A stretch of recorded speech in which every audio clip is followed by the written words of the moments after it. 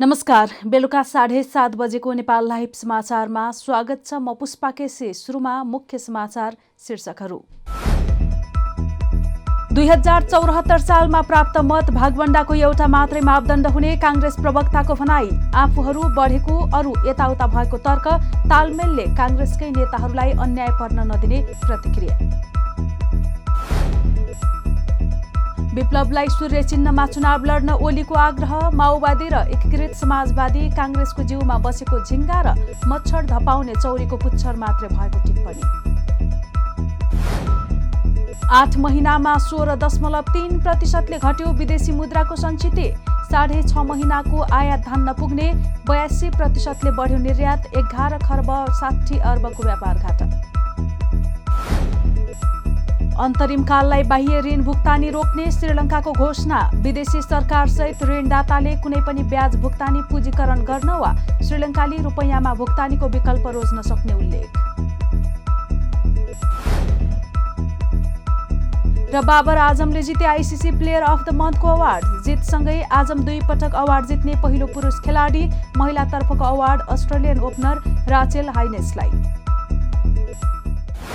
सामान राम्रो छ, ढुक्क हुनुहोस्। थाहा छ त्यसैले त यही लिन आएको। गुणस्तरीय प्लम्बिङको भरपर्दो नाम मार्बल। अब समाचार विस्तारमा। नेपाली काङ्ग्रेसका प्रवक्ता डाक्टर प्रकाश शरण महतले 2074 सालमा प्राप्त मत भागवण्डाको एउटा मापदण्ड मात्रै हुने बताएका छन्। सम्पूर्ण रूपमा त्यसलाई हेरेर सत्ता साझेदार अन्य दललाई भागवण्डा गर्न नसकिने बताउँदै उनले काङ्ग्रेस त्योभन्दा बलियो रहेको बताएका छन्। फागुन 20 देखि चैत 29 सम्म चलाइएको घर घर जाऊ काङ्ग्रेस जिताऊ अभियानको पत्रकार सम्मेलनमा बोल्दै उनले यस्तो बताएका हुन्। महतले भने 2074 को परिणाम एउटा मात्रै मापदण्ड हो। दलका साथीहरू यता र उता भएका छन्। नेपाली काङ्ग्रेसमा मात्रै थपिएका छन्, अरूको यताउति भएका छन्। काङ्ग्रेस ठूलो पार्टी भएकाले केही उदार भने हुन सक्ने उनको भनाइ छ। भागवण्डाका विषयमा हाल आइरहेका कुरा सत्य नभएको उनले बताएका छन्। स्थानीय आवश्यकताका आधारमा स्थानीय समितिहरूले तालमेल र भागवण्डा गर्ने महतको भनाइ छ। तालमेल गर्दा काङ्ग्रेसकै नेताहरूलाई अन्याय पर्न नदिने उनको भनाइ छ। गठबन्धनका सबै दललाई यथार्थवादी भएर आफ्नो प्रभाव अनुसार दाबी गर्न भनिएको उनले बताएका छन्। स्थानीय तहको आगामी निर्वाचनमा राजनीतिक दलले एउटा मात्रै पदमा उम्मेदवारी दिँदा महिला नै हुनुपर्ने प्रावधानलाई निर्वाचन आयोगले संशोधन गरेको छ।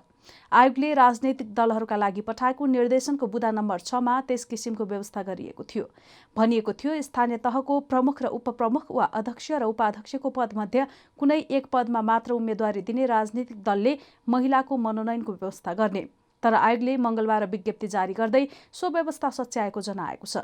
आयोगका प्रवक्ता शालिग्राम शर्मा पौडेलद्वारा जारी विज्ञप्तिमा भनिएको छ, निर्वाचन आयोगले मिति 2078 चैत 22 गते राजनीतिक दलहरूलाई निर्वाचन व्यवस्थापनलाई लैङ्गिक तथा समावेशी मैत्री बनाउने सम्बन्धमा दिएको निर्देशनको बुँदा नम्बर 6 मा स्थानीय तहको प्रमुख र उपप्रमुख वा अध्यक्ष र उपाध्यक्षको पदमध्ये कुनै एक पदमा मात्र उम्मेदवारी दिने राजनीतिक दलले महिला उम्मेद्वार मनोनयनमा प्राथमिकता दिने हुनुपर्नेमा अन्यथा भएकाले सच्याइएको छ। निर्वाचनमा गठबन्धन गर्ने दलहरूले एक पदमा मात्रै उम्मेदवारी दिने र पुरुषलाई नै उम्मेद्वार बनाउने सम्भावना बढी हुने भएकाले महिलालाई उम्मेद्वार बनाउनु पर्ने आयोगको निर्देशनले महिला उम्मेद्वारको संख्या बढ्ने आकलन गरिएको थियो। नेकपा एमालेका अध्यक्ष केपी शर्मा ओलीले नेत्रविक्रम चन्द नेतृत्वको नेपाल कम्युनिस्ट पार्टीलाई सूर्य चिन्हमा चुनाव लड्न आग्रह गरेका छन्। 5 दलीय गठबन्धन विप्लवलाई देखाएर चुनाव सार्ने षड्यन्त्रमा लागिरहेको ओलीको आरोप थियो। सोही क्रममा उनले विप्लवलाई लोकतन्त्र मास्ने षड्यन्त्रको मतियार नबन्न भनेका हुन्। दर्ता खुलेका बेलामा दर्ता नगर्ने, प्रक्रियामा सामेल नहुने, या त विप्लवजीले चुनावमा भाग लिने हो भने स्वतन्त्र रूपले लाग्नुपर्छ, होइन भने तपाईँका कार्यकर्ताले जित्ने ठाउँमा उठाउनुस्, पार्टी तपाईँहरूकै रहन्छ, कार्यकर्ता तपाईँकै रहन्छन्, तर सूर्य चिन्हबाट चुनाव लड्नुस्, आरामसँग जित्ने तरिका त्यो हो नि, आउनुस् उनले भने। विप्लवजीको समस्या समाधान हुन्छ भने, विप्लवजी चुनावमा भाग लिनुहुन्छ भने चुनाव पछाडि सार्नुपर्छ भनेर, अर्थात् कुरा एउटै हो। चुनाव पर सार्नका लागि विप्लवलाई अस्ति दर्ता खुलेका बेला दर्ता नगर्ने, प्रक्रियामा सामेल नहुने, अहिलेको सरकारले अरू तरिकाले काम गर्नुपर्छ। अब या त विप्लवजीहरूले चुनावमा भाग लिने हो भने स्वतन्त्र रूपले लाग्नुपर्छ, होइन भने तपाईँहरूका कार्यकर्ताले जित्ने ठाउँमा उठाउनुहोस्। पार्टी तपाईँहरूकै रहन्छ, कार्यकर्ता तपाईँकै रहन्छन्, तर सूर्य चिन्हबाट चुनाव लड्नुहोस् आरामसँग। जित्ने तरिका थियो नि, आउनुहोस्। यस्तै अध्यक्ष ओलीले नेकपा माओवादी केन्द्र र एकीकृत समाजवादीलाई चौरीको पुच्छरसँग तुलना गरे। मंगलबार ललितपुरमा आयोजित पार्टी प्रवेश कार्यक्रममा उनले ती दुवै पार्टीको आलोचना गरेका हुन्। ओलीले एकीकृत समाजवादीलाई भने सोही नामले सम्बोधन नगरी माकुने गुट भनेका थिए। माओवादी केन्द्र र माकुने गुट भनेका काङ्ग्रेसको जिउमा बसेका झिङ्गा र मच्छर धपाउने राम्रो झुम्का भएको चौरीको पुच्छर जस्तो झुम्का भएको पुच्छर मात्रै हुन्। ओलीले भने, माओवादी अब कुनै पार्टी रहेन, केन्द्र रह्यो। केन्द्र माओवादी पार्टी होइन, माओवादी केन्द्र। केन्द्र भनेको केन्द्र छ, बाँकी केही पनि छैन। माओवादीको भाँडो रित्तिसक्यो, बिर्को मात्रै छ, त्यही बिर्कोलाई उनीहरू केन्द्र भन्छ। नेता छन् 2-4 जना, अधिकांशले छोडिसके, त्यसैलाई भन्छन् उनीहरू केन्द्र। माओवादी केन्द्र र माकुने गुट भनेका कङ्ग्रेसका जिउमा बसेका झिङ्गा र मच्छर धपाउने राम्रो झुम्का भएको चौरीको पुच्छर जस्तो झुम्का भएको पुच्छर मात्रै हुन्छ। कङ्ग्रेसका पुच्छर जिउमा बसेका मच्छर र हल्लाउनका लागि यसो हम्किनु पर्यो नि, त्यति काम लाग्छ। अरू केही उपाध्यता छ, यस्ताहरू एमाले सिद्ध्याउन हिँडेका।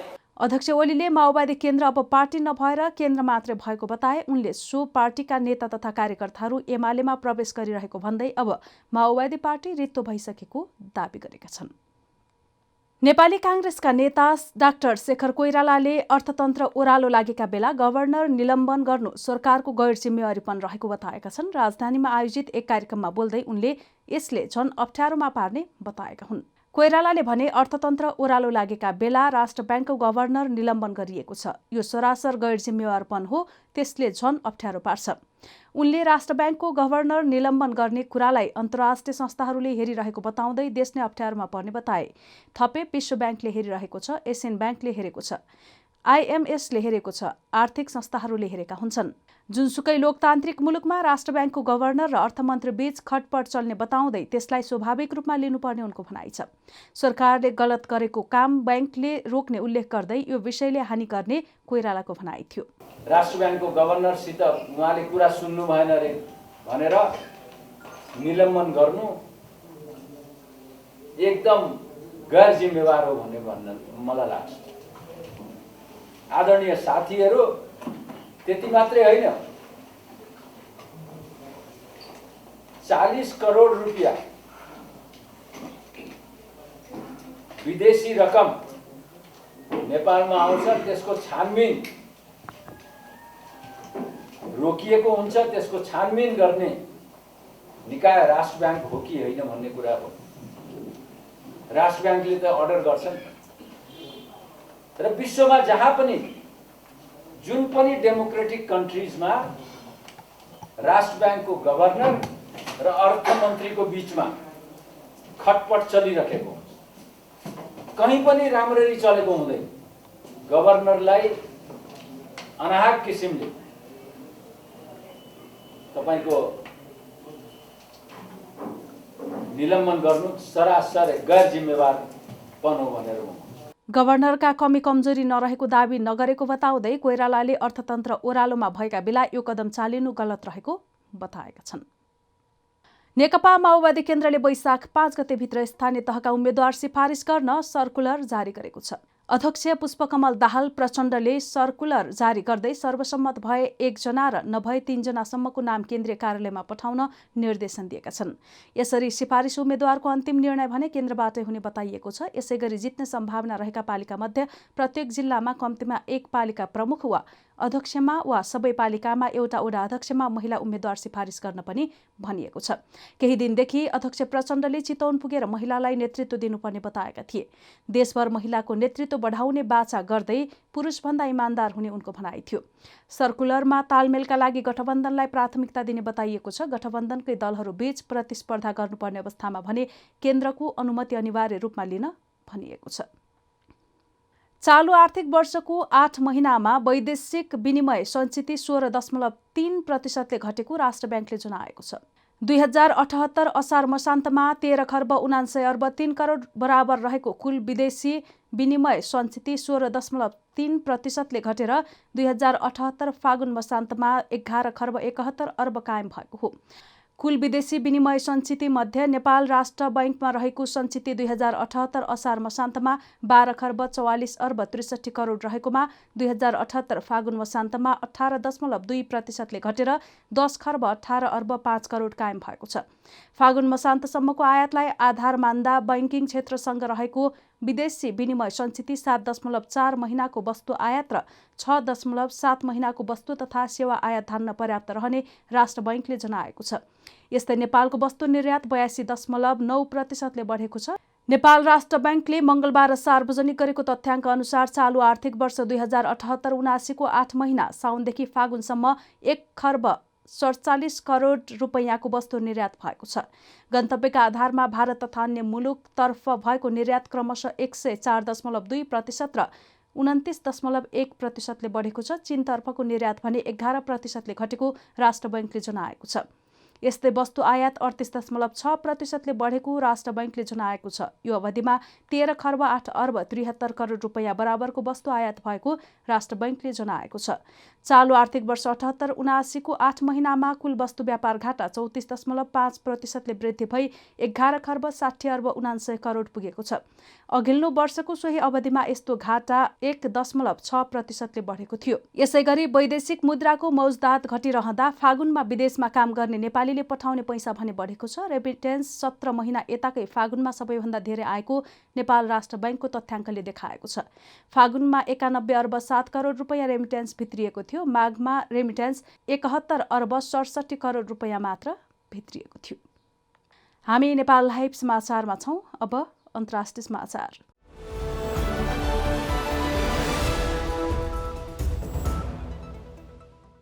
श्रीलङ्काको अर्थ मन्त्रालयले श्रीलङ्काको बाह्य सार्वजनिक ऋण सेवा सम्बन्धमा अन्तरिम नीति सम्बन्धी एक विज्ञप्ति जारी गरेको छ। श्रीलङ्काले विज्ञप्ति मार्फत अन्तरिम कालका लागि बाह्य ऋण भुक्तानी रोक्ने भएको हो। बाह्य भुक्तानी जारी राख्न असम्भव भएकाले असाधारण कदम चालेको र विदेशी सरकार सहित ऋणदाता मंगलबारदेखि कुनै पनि ब्याज भुक्तानी पुँजीकरण गर्न वा श्रीलङ्काली रुपैयाँमा भुक्तानीको विकल्प रोज्न स्वतन्त्र रहेको मन्त्रालयले जनाएको छ। सन् 1948मा बेलायती उपनिवेशबाट स्वतन्त्र भए यता श्रीलङ्काले अहिले सबैभन्दा खराब आर्थिक सङ्कटको सामना गरिरहेको छ। आर्थिक अवस्था थप खराब हुन नदिन यस्तो कदम चालिएको जनाइएको छ। अन्तर्राष्ट्रिय मुद्रा कोषको सहयोगमा रिकभरी हुनु अघि सबै ऋणदाताहरूलाई निष्पक्ष र समतामूलक व्यवहार सुनिश्चित गर्न यो नीति ल्याइएको अर्थ मन्त्रालयले जनाएको छ। आर्थिक सङ्कटले श्रीलङ्काली जनताले खाद्यान्न, औषधि एवं ऊर्जा अभावको सामना गरिरहेका छन्। आर्थिक सङ्कटका कारण सरकार विरोधी प्रदर्शन हुनुका साथै राजनीतिक सङ्कट पनि गहिरिँदै गएको छ। नेपाल लाइभ समाचारमा अब खेल समाचार।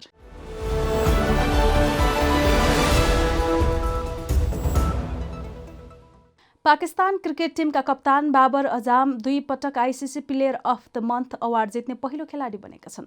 मार्च महिनाको player of the month award जितेसँगै आजम 2 पटक अवार्ड जित्ने पहिलो पुरुष खेलाडी बनेका हुन्। यसअघि आजमले 2021 को अप्रिलमा प्लेयर अफ द मन्थको अवार्ड जितेका थिए। आजमले वेस्ट इन्डिजका कप्तान क्रेग ब्रेथवेट र अस्ट्रेलियाका कप्तान प्याट कमिन्सलाई पछि पार्दै यस अवार्ड जितेका हुन्। अस्ट्रेलियन ओपनर राचेल हाइनेसले महिलातर्फको प्लेयर अफ द अवार्ड जितेकी छिन्। सामान राम्रो छ, ढुक्क हुनुहोस्। थाहा छ त्यसैले त यही लिन आएको। गुणस्तरीय प्लम्बिङको भरपर्दो नाम मार्बल। नेपाल औषधि उत्पादक संघको आयोजनामा आउँदो वैशाख 9 देखि 11 गतेसम्म चितवनमा नेपाल फर्मा एक्सपो 2022 हुँदैछ। आत्मनिर्भर उन्मुख नेपाली औषधि उत्पादन र अन्तर्राष्ट्रिय स्तरमा औषधि उत्पादनमा प्रयोग हुने प्रविधि र औजार सम्बन्धी विशेष प्रदर्शनी हुने उक्त मेलामा सहभागिताका लागि सम्पूर्ण चिकित्सक, स्वास्थ्य कर्मी, फार्मासिस्ट र औषधि व्यवसायीहरूलाई हार्दिक अनुरोध गर्दछौं। नेपाल लाइभ समाचार सकिएको छ। समाचारको अन्त्यमा मुख्य समाचारका शीर्षकहरू फेरि एकपटक। 2074 सालमा प्राप्त मत भागवण्डाको एउटा मात्रै मापदण्ड हुने काङ्ग्रेस प्रवक्ताको भनाई। आफूहरू बढेको, अरू यताउता भएको तर्क तालमेलले काङ्ग्रेसकै नेताहरूलाई अन्याय पर्न नदिने प्रतिक्रिया। विप्लवलाई सूर्य चिन्हमा चुनाव लड्न ओलीको आग्रह। माओवादी र एकीकृत समाजवादी काङ्ग्रेसको जिउमा बसेको झिङ्गा र मच्छर धपाउने चौरीको पुच्छर मात्रै भएको टिप्पणी। 8 महिनामा 16.3% घट्यो विदेशी मुद्राको सञ्चित। 6.5 महिनाको आयात धान नपुग्ने। 82% बढ्यो निर्यात। 11 खर्ब 60 अर्बको व्यापार घाटा। अन्तरिमकाललाई बाह्य ऋण भुक्तानी रोक्ने श्रीलङ्काको घोषणा। विदेशी सरकारसहित ऋणदाताले कुनै पनि ब्याज भुक्तानी पुँजीकरण गर्न वा श्रीलङ्काली रुपैयाँमा भुक्तानीको विकल्प रोज्न सक्ने उल्लेख।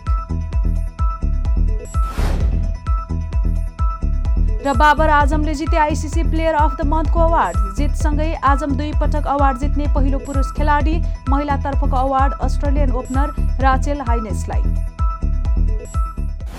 नेपाल लाइभ समाचार आज यति नै। हाम्रा अन्य कार्यक्रम नेपाल लाइभको Facebook page, YouTube channel, Twitter र हाम्रो वेबसाइट नेपाललाइभ.com मा पढ्न र हेर्न सक्नुहुनेछ। नमस्कार।